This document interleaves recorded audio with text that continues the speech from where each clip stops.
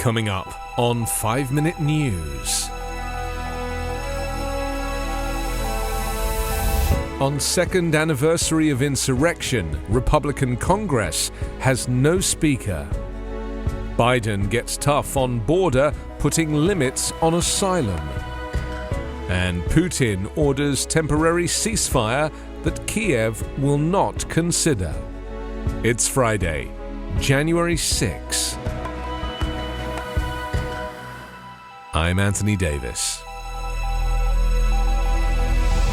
On the second anniversary of the January 6th insurrection instigated by disgraced former President Donald Trump, the United States Congress has no rules.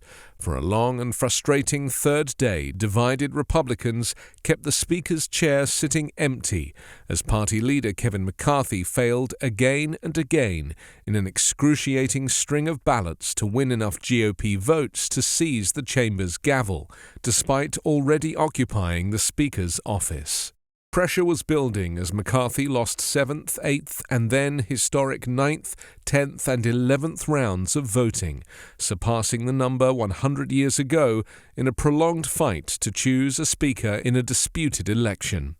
By nightfall, despite raucous protests from Democrats, Republicans voted to adjourn and return Friday to try again. With McCarthy's supporters and foes locked in stalemate, the House could not formally open for the new session of Congress, and feelings of boredom, desperation, and annoyance seemed increasingly evident. One McCarthy critic, Representative Matt Gaetz of Florida, cast votes for Donald Trump, a symbolic but pointed sign of the broad divisions over the Republican Party's future. As night fell before the second anniversary of the attack on the Capitol by Trump supporters trying to overturn Joe Biden's election, Democrats said it was time to get serious. Holdouts led by the chamber's Freedom Caucus are seeking to shrink the power of the Speaker's office and give rank-and-file lawmakers more influence, with seats on key committees and the ability to draft and amend bills in a more open process. What started as a political novelty has devolved into a bitter Republican Party feud and deepening potential crisis. President Joe Biden said on Thursday the U.S. would immediately begin turning away Cubans, Haitians, and Nicaraguans who cross the border from Mexico illegally, his boldest move yet to confront the arrival of migrants at the southern border.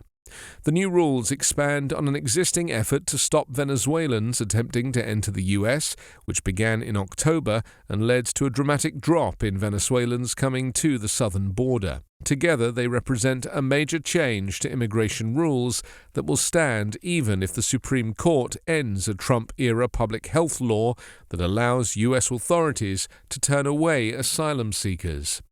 Biden made the announcement just days before a planned visit to El Paso, Texas on Sunday. From there, he will travel on to Mexico City to meet with North American leaders on Monday and Tuesday. Homeland Security officials said they would begin denying asylum to those who circumvent legal pathways and do not first ask for asylum in the country they traveled through en route to the U.S. Instead, the U.S. will accept just 30,000 people per month from the four nations for 2 years and offer the ability to work legally as long as they come legally, have eligible sponsors, and pass vetting and background checks. The move, while not unexpected, drew swift criticism from asylum and immigration advocates. Vladimir Putin ordered his armed forces yesterday to observe a unilateral 36-hour ceasefire in Ukraine this weekend for the Orthodox Christmas holiday, the first such sweeping truce move in the nearly 11-month-old war. Kyiv indicated it wouldn't follow suit. Putin did not appear to condition his ceasefire order on Ukraine's acceptance, and it wasn't clear whether hostilities would actually pause on the 684-mile front line or elsewhere.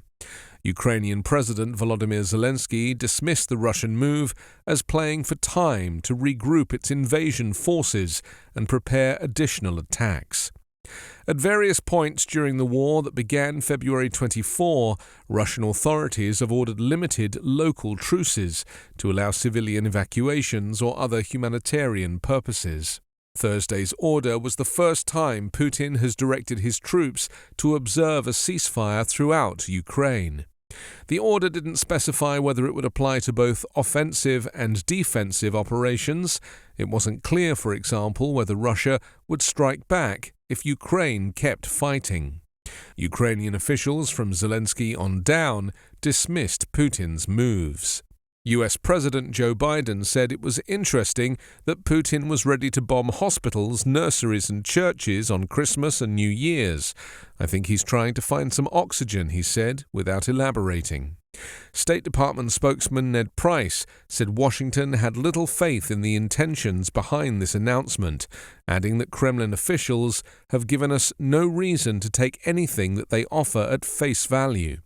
He said the truce order seems to be a ploy to rest, refit, regroup, and ultimately re-attack. You can subscribe to 5-Minute News on YouTube with your preferred podcast app. Ask your smart speaker or enable 5-Minute News as your Amazon Alexa flash briefing skill.